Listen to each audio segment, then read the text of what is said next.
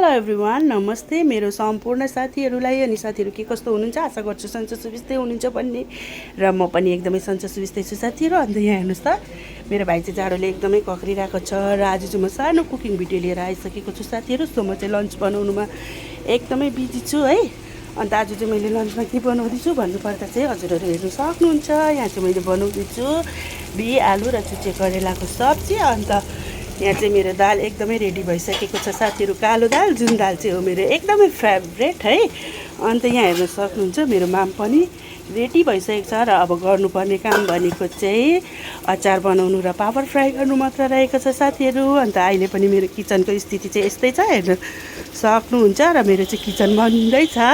अन्त बनिसकेपछि त साथीहरूलाई फेरि मेरो नयाँ किचनबाटै कुकिङ भिडियो आउनेछ है। यस्तै छ साथीहरू, हेर्नु सक्नुहुन्छ मेरो किचन चाहिँ अहिले फिलहाल यस्तोमै काम चलाइरहेको छु। हस् त साथीहरू, bye bye, thank you for watching.